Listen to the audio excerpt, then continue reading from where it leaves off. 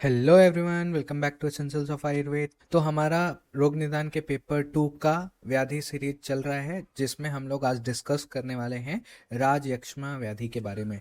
इसको हम लोग किससे कोरिलेट करते हैं? तो ट्यूबरकुलोसिस, जिसको हम लोग टीबी या फिर कॉक्स भी कहते हैं, ठीक है, कॉक्स कॉक्स डिजीज भी कहते हैं। तो इस वीडियो से आपका लॉन्ग आंसर जो कि 10 मार्क्स के लिए आता है ये भी कवर हो जाएगा, और शॉर्ट आंसर जो कि 5 मार्क्स के लिए आता है ये भी कवर हो जाएगा। तो वीडियो को पूरा देखना, अच्छी लगे तो लाइक करना, अपने दोस्तों में भी शेयर कर देना। ठीक है, चलो स्टार्ट करते हैं पढ़ना। तो एज यूजुअल हमारा जो फर्स्ट पॉइंट आता है वो होता है इंट्रोडक्शन, मतलब थोड़ा बहुत व्याधि के बारे में जानते हैं कि कहाँ पे क्या दिया हुआ है, और उसके बाद हम लोग मेनली टाइप्स को डिस्कस करते हैं, क्योंकि हम लोग भूल जाते हैं कि कौन से व्याधि का कितना टाइप्स है। ठीक है, तो व्याधि परिचय देखो। अभी सबसे पहले इसको राज यक्ष्मा क्यों बोला गया है? किसी के भी दिमाग में सवाल आ सकता है कि राज यक्ष्मा ही क्यों बोला है। तो यहाँ पे इन्होंने बोला है कि अनेक रोग जिसके आगे पीछे चलते हैं, मतलब बहुत सारे रोग, ये खुद भी एक रोग है, और इसके साथ बहुत सारे कॉम्प्लिकेशंस, कोमॉर्बिडिटी इसके साथ आता है, और वह कठिनाई से जाने नहीं, यानी कि उसका डायग्नोसिस करना भी बहुत कठिन होता है, और उसकी चिकित्सा, अभी डायग्नोसिस ही अच्छे से नहीं हो रहा है तो इसका ट्रीटमेंट भी अच्छे से नहीं हो पाता है। ऐसा महाबली व्याधि जिसको हम लोग शोष यानी कि राज यक्ष्मा कहते हैं। ठीक है, बाकी यहाँ पे देख सकते हो कि दौर्बल्य और शोष ये तो रहता ही है पेशेंट में, उसके साथ ही जो प्राणव स्रोतस होते हैं उसके व्याधि यहाँ पे डेवलप होते हैं, जैसे कास हो गया, श्वास हो गया, उरह में शूल, चेस्ट पेन, वहाँ पे रक्त स्थीवन, हिमेप्टोसिस, मुंह से खून निकलता है, और साथ में वहाँ पे इवनिंग राइज फीवर, ज्वर होता है, ये सब देखने को मिलता है, इसलिए ये बहुत ही महत्वपूर्ण व्याधि है। फिर राजयक्ष्मा एक व्याधि है और अनेक लक्षणों का समूह है, इसलिए इसको राजयक्ष्मा कहा जाता है। चीरकारी स्वभाव वाला है, मतलब क्रॉनिक डिजीज में आता है। और राज यक्ष्मा का अगर तुम लिटरल मीनिंग देखोगे ना तो राजा का रोग, इसको क्या बोला गया है? राजा का रोग।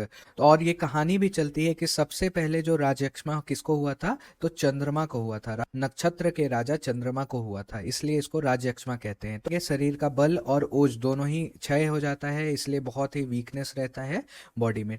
उसके बाद जो दूसरा हमारा सेकेंड मोस्ट इंपॉर्टेंट पॉइंट जो आता है वो आता है भेद। भेद, इसके टाइप्स कितने हैं? तो उसके भी 3 कैटेगरी है। क्या क्या है? कारण के आधार पर, ठीक है, जो कि ये मेनली ये तुमको चरक में मिलेगा, कारण के आधार पर, ठीक है, लक्षणों के आधार पर, और एक विद्ध राजयक्ष्मा। तो कारण के आधार पर देखोगे, यानी कि निदान के आधार पर अगर देखोगे, तो पहला है साहस जन्य, बहुत ज्यादा साहस करने के कारण। दूसरा है वेगों का धारण करने के कारण, वेग धारण जन्य। तीसरा है क्षय जन्य, और फोर्थ है विषमाशन जन्य, यानी कि उल्टा फुल्टा खाने के कारण भी राजयक्ष्मा डेवलप हो सकता है। इसमें भी सबसे इंपॉर्टेंट क्या है हमारे पास? एकादश राज यक्ष्मा, यानी कि जिसमें 11 लक्षण पाए जाते हैं, ठीक है, और बाकी त्रिरूप राज यक्ष्मा जिसमें 3 लक्षण पाए जाते हैं, और षड रूप राज यक्ष्मा जिसमें 6 लक्षण पाए जाते हैं। एग्जाम में क्या पूछा जाता है? एकादश रूप राज यक्ष्मा का वर्णन करें, ठीक है, और एक विद्ध राज यक्ष्मा में एक ही आता है, दैट इज राज यक्ष्मा। ठीक है, टाइप समझ में आ गया। नेक्स्ट चलते हैं हम लोग निदान के तरफ। अभी निदान भी देखोगे ना तो 4 पार्ट में डिवाइड होता है। पहला है विप्रकृष्ट कारण, विप्रकृष्ट कारण राजयक्ष्मा, यानी कि जो रिमोट कॉजेज हैं, दूर के कॉजेज हैं। फिर आता है दूसरा सन्निकृष्ट हेतु, यानी कि जो पास के कॉजेज हैं, ठीक है। उसके बाद आता है उपसर्गज या फिर संक्रमण, इन्फेक्शन के कारण, जो कि मॉडर्न साइंस मानती है।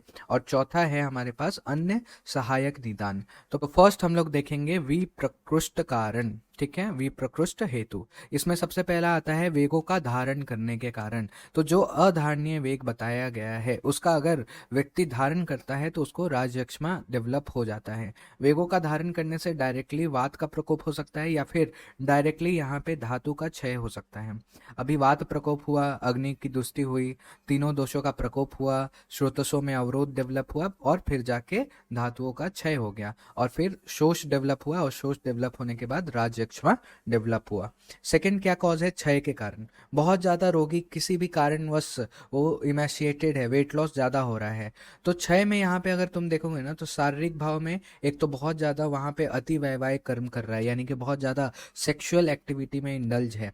दूसरा अनशन कर रहा है, उपवास कर रहा है बहुत ज्यादा। और तीसरा क्या है? रक्तस्राववादी, यानी कि अगर बहुत ज्यादा क्रॉनिक वहां पे ब्लड लॉस हो रहा है तो वो भी क्षय का कारण हो सकता है। उसके बाद मानसिक भाव अगर तुम देखोगे तो मानसिक भाव में क्या देखोगे कि रोगी कृश और दुर्बल है। उसके बाद अगर तुम मानसिक भाव देखोगे तो मेनली यहाँ पे भाव बोले हैं, ईर्ष्या है, द्वेष है, विषाद है, लालच है, जिससे क्रोध है, जिससे मतलब शरीर का क्षय होता है। तो वो चीजें तुमको यहाँ पे क्षय में देखने को मिलेगी। उसके बाद आते हैं हमारे पास तीसरा है साहस जन्य, यानी कि एक्सेसिव एक्सर्शन कर रहा है, बहुत बहुत ज्यादा ओवर वर्क कर रहा है, अपनी शक्ति से अधिक कार्य करने की प्रवृत्ति अगर दिखाओगे तो वहां पे साहस जन्य तुमको राजयक्ष्मा डेवलप हो जाएगा, जिसके कारण साहस की प्रवृत्ति से वहां पे सबसे पहले उरह छत होता है, चेस्ट में कहीं पे भी इंजरी डेवलप होती है, उसके बाद वहां पे राजयक्ष्मा डेवलप होता है। और लास्ट है हमारे पास विप्रकृष्ट कारण में विषम आसन, यानी कि अगर तुम चरक के अष्टविद्य विशेष आयतन का पालन नहीं करते हो, सुश्रुत के जो द्वादश विचारणाएं बताई हैं, द्वादश विचारों को फॉलो नहीं करते हो, विरुद्ध आहार का उपयोग करते हो, तो वो सब जो है वो विषमासन में आ जाता है। और विषमासन से क्या होता है, स्रोतसों में अवरोध होता है, स्रोतसों में अवरोध होने के कारण धातुओं का क्षय होता है, और धातुओं का क्षय होने के कारण शोष डेवलप होगा पहले, और फिर जाकर के वहां पे राजयक्ष्मा डेवलप हो जाएगा। ये इसकी संप्राप्ति है। हालांकि संप्राप्ति हम लोग आगे देखेंगे तो घबराने की जरूरत नहीं है। उसके बाद दूसरा क्या हमने देखा, सन्निकृष्ट कारण, यानी कि एंडोजेनस कॉज क्या हो सकता है, बॉडी के अंदर के कॉज। तो कास पहले से बहुत ज्यादा क्रॉनिक कफ है, वात श्लेष्मिक ज्वर है, मधुमेह है, प्रसूति रोग हो गया है, या फिर प्रतिशय है, इन सभी से शरीर जो है वो कृश हो जाता है, फिर जाके कुछ ना कुछ होता है, वहां पे पैथोजेनेसिस डेवलप होता है, इम्यून सिस्टम पहले से कमजोर है, और फिर राजयक्ष्मा डेवलप हो जाता है। जो इन्फेक्शन होता है, माइकोबैक्टीरियम ट्यूबरकुलोसिस जो है वो तुरंत जाके अटैक कर देता है बॉडी पे और राजयक्ष्मा में डेवलप कर देता है। उपसर्गज, यानी कि वही हम बात कर रहे हैं इन्फेक्शन की, तो जीवाणु के कारण, और वो जीवाणु कौन है, माइकोबैक्टीरियम ट्यूबरकुलोसिस। अन्य सहायक निदान क्या हो सकते हैं, बहुत ज्यादा अति मैथुन कर रहे हैं, अप्राकृत तरीके से मैथुन कर रहे हैं, बाल विवाह हो गया है, प्रसव के समय अगर वहां पे इम्यून सिस्टम कमजोर है, संक्रमण के कारण, और धूम्रपान यानी कि स्मोकिंग करने के कारण आदि, इन सभी चीजों से भी राजयक्ष्मा डेवलप हो सकता है। ठीक है, ये सब क्या है, रिस्क फैक्टर्स है। ठीक है, नेक्स्ट हम लोग डिस्कस करते हैं अपना जो तीसरा पॉइंट है, पूर्व रूप। पूर्व रूप में क्या आएगा, अगेन 3 भाग में बांटा गया है, शारीरिक पूर्व रूप, मानसिक पूर्व रूप और स्वप्नगत पूर्व रूप। स्वप्नगत पूर्व रूप से एमसीक्यू बनता है, तो ध्यान से सुनना। देखो शारीरिक में अगर तुम देखोगे ना, जो अभी हमने डिस्कस किया वो सभी चीजें यहाँ पे तुमको देखने को मिलेंगी, प्रतिशय, अंगमर्द, वमन, कास, फिर रक्त अल्पता, वहां पे क्या, या फिर शुक्ल अक्षता, शुक्ल अक्षता रक्त मतलब पैलरनेस, बेसिकली पैलरनेस है, अनेमिया डेवलप हो रहा है। फिर श्वास श्वास ये लक्षण देखने को मिलेगा, दौर्बल्य, कफ का श्रवण होगा, प्रोडक्टिव कफ वहां पे देखने को मिलेगी, अग्नि में अग्निसाद, पुअर डाइजेस्टिव पावर रहेगा, निद्रा वहां पे बहुत ज्यादा सोएगा, ये पेशेंट क्या है, बहुत ज्यादा सोएगा, और फिर वहां पे सोफ यानी कि एडिमा भी देखने को मिल सकता है। ठीक है, मानसिक पूर्व रूप देखोगे तो बहुत ज्यादा अति स्त्री प्रसंग की इच्छा होना, बहुत ज्यादा सेक्सुअल एक्टिविटी में इंडल्ज होने का मन करता है ऐसे पेशेंट को, मद्य का, मांस का सेवन करने की इच्छा होती है, दोष रहित वस्तु को भी वो दोष की तरह देखता है, मतलब किसी वस्तु में दोष नहीं है, उसको लगेगा कि ये खराब है।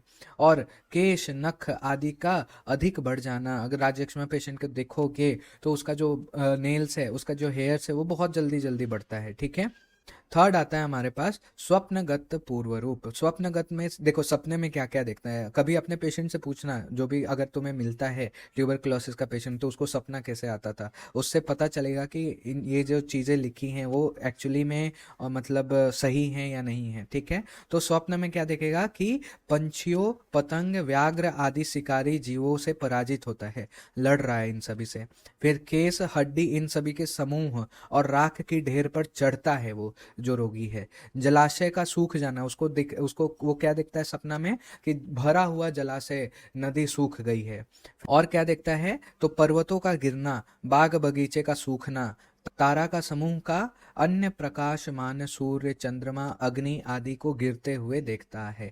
तो ये सभी चीजें जो है वो प्रैक्टिस में तुम समझ सकते हो, अगर तुम हिस्ट्री टेकिंग करोगे तो तुमको देखने को मिलेगा। देखो रूप में यहाँ पे बहुत सारे रूप हैं, लेकिन मुझे नहीं लगता ये इंपॉर्टेंट है, तो ये तुम छोड़ भी सकते हो, क्योंकि अगर तुम देखोगे तो रूप इतने याद भी नहीं रहने वाले हैं। जो चीज इंपॉर्टेंट है और एग्जाम में आ सकता है वो मैं बता रहा हूँ। ठीक है, तो यहाँ पे जो लक्षण है वो तुम छोड़ सकते हो, अगर एक बार तुम्हें पढ़ना है तो एक बार रीडिंग डाल लेना। ठीक है, एग्जाम के लिए इंपॉर्टेंट ये वाला जो पेज है ना, ये इंपॉर्टेंट है, जिसमें हमने देखा कि त्रिरूप राजयक्ष्मा, षड रूप राजयक्ष्मा और एकादश राजयक्ष्मा। तो इन सब में से सबसे ज्यादा इंपॉर्टेंट है एकादश राजयक्ष्मा। तो त्रिरूप राजयक्ष्मा में 3 ही लक्षण देखने को मिलता है। पहला क्या है, अंश पार्श्व अभिताप, यानी कि जो अंश प्रदेश है, यानी कि जो शोल्डर रीजन है, पार्श्व यानी कि जो फ्लैंक रीजन है, उसमें अभिताप। तो यहाँ पे अभिताप का मतलब दो हो सकता है, एक तो वात से रिलेटेड होगा, यानी कि बहुत ज्यादा पेन हो रहा है, और पित्त से रिलेटेड अगर हम देखेंगे तो वहां पे दाह भी हो सकता है। ठीक है, उसके बाद बताया है आचार्य ने कि संताप कर पादयो, यानी कि क्या बोल रहे हैं कि कर और पाद यानी कि हाथ और पैर में बर्निंग सेंसेशन होती है। और तीसरा क्या बताया है, ज्वर सर्व अंगम, यानी कि पूरे बॉडी में क्या रहता है, फेवरिश रहता है, फीवर रहता है। ठीक है, षड रूप राजयक्ष्मा में क्या क्या देखोगे, देख तो यहाँ पे मैंने दोनों आचार्य का रखा है, चरक का भी रखा है, सुश्रुत का भी रखा है। तुम दोनों में से कोई एक भी याद रखोगे तो चलेगा। तो देखो, कास है, ज्वर है, पार्श्वशूल है, स्वर भेद है, अतिसार है और अरुचि है। ठीक है, स्वर भेद, अतिसार और अरुचि। तो अगर तुम इसको डिवाइड करने का कोशिश करोगे वातज, पित्तज और कफज के लक्षण में, तो तुमको इजिली याद रहेगा और लॉन्ग टर्म के लिए याद रहेगा। तो देखो, तो जो ज्वर है, ठीक है, ज्वर है, यहाँ पे अतिसार है, ज्वर और अतिसार पित्त में रखो। फिर यहाँ पे पार्श्वशूल है, स्वर भेद है, ये तुम वातज में रखो। और फिर आता है हमारे पास अरुचि और कास। तो अगर तुम डिफ्रेंशिएट करके याद रखोगे तो वो इजी रहेगा याद करने के लिए। क्या क्या मैंने बोला यहाँ पे मैं लिखता हूँ, देखो, ये वातज कंडीशन में डालूंगा मैं, फिर स्वर भेद को भी वातज में डालूंगा, फिर ज्वर को पित्तज में डालूंगा, अतिसार को भी मैं पित्तज में डालूंगा, और अरुचि और कास को मैं कफज में डालूंगा। ठीक है, तो इसको अलग से लिख लेना, हम चरक का ही याद रखते हैं, इजी है, याद हो जाता है। अब नेक्स्ट चलते हैं जो कि सबसे इंपॉर्टेंट है एग्जाम पॉइंट ऑफ व्यू के लिए, एकादश राजयक्ष्मा। तो इसको भी हम वैसे ही याद करेंगे, 200 के हिसाब से हम लोग कैटेगराइज करेंगे और याद रखेंगे। तो इसमें है सबसे पहले कास। तो कास को हम किस में डालेंगे, कफज में। ठीक है, दूसरा है अंश ताप। तो अंश ताप से यहाँ पे दाह नहीं समझना है, ताप से दाह नहीं समझना है, पेन समझना है। तो पेन हो रहा है शोल्डर रीजन और चेस्ट रीजन में, तो वो अंश ताप। ठीक है, तो इसको किस में डालोगे, वातज में। स्वर भेद अगेन वातज में डालोगे, ज्वर किस में डालोगे, पित्तज में डालोगे। फिर पार्श्वशूल अगेन वातज में डालोगे क्योंकि शूल है वहां पे। शिरशूल अगेन वातज में डालोगे। रक्त का वमन हो रहा है यानी कि पित्त से रिलेटेड है, तो इसको पित्तज में डालोगे। श्लेष्म की छर्दी, श्लेष्म वर्ड आया है तो इसको कफज में डाल दो, और छर्दी भी कफज में देखने को मिलता है ज्यादातर। श्वास को भी कफज में ही डालो क्योंकि जो श्वास व्याधि है उसमें वात और श्लेष्म यानी कि कफ की प्रधानता रहती है। फिर अतिसार, इसको पित्तज में हमने डाला था पिछली बार, तो अभी भी पित्तज में डालेंगे। और अरुचि को भी हम लोग कफज में डालेंगे। तो आओ देखो कैसे हम लोग याद कर सकते हैं इसको आसानी से। तो हमारे पास वातज में 4 आ गए, कौन कौन से, अंश ताप और स्वर भेद, पार्श्वशूल और शिरशूल, ये 4 हो गए। पित्तज में हमारे पास कितने हैं, 3, ज्वर, रक्तवमन और अतिसार, ज्वर, रक्तवमन और अतिसार। फिर लास्ट है हमारे पास कफज। तो कफज में हमारे पास कितने हैं, 4, 1 2 3 और 4। कौन कौन से हैं, पहला है हमारे पास कास, दूसरा है श्लेष्म छर्दी, तीसरा है श्वास और चौथा है अरुचि। ठीक है, तो आचार्य चरक का हमने याद किया, इसको एक जगह पेज पे कैटेगराइज करके लिख लेना, आसानी से याद हो जाएगा, मेरी गारंटी है। ठीक है, और जिसको सुश्रुत का याद रखना है इसी मेथड को फॉलो करते हुए याद रखना आसान है। ठीक है, उसके बाद देखते हैं हम लोग संप्राप्ति और संप्राप्ति के घटक। तो संप्राप्ति तुम समझ चुके हो, लेकिन एक बार हम लोग सिस्टमेटिक वे में देखते हैं। तो संप्राप्ति में क्या कहते हैं आचार्य, कि कौन से आचार्य, चरक चिकित्सा स्थान की संप्राप्ति देख रहे हैं हम लोग, कि शरीर की धातुएं जो हैं वो अपनी अपनी ऊष्मा से पाक को प्राप्त होती हैं। जो धातुएं हैं वो अपने अपनी ऊष्मा से पाक को प्राप्त हो गई, यानी कि वहां पे उनका क्या हुआ, डाइजेशन हो रहा है। और ये हम जानते हैं कि जो सभी धातुएं हैं वो रस से ही पोषित होती है। ठीक है, क्योंकि रस ही जो है वो उसका सार भाग होता है, किट भाग होता है। तो सार भाग से वापस से जो उत्तर उत्तर धातु होते हैं वो बनता है, आगे आने वाले धातु बनते हैं। तो जब राजयक्ष्मा जनक दोषों के द्वारा अग्नि व्यापार मंद हो जाता है, मतलब पुअर डाइजेशन हो जाता है, तब क्या होता है कि जाठरा अग्नि से आहार का और धात्वा अग्नि से धातुओं का पाक अच्छे से नहीं हो पाता है जब राजयक्ष्मा डेवलप होता है।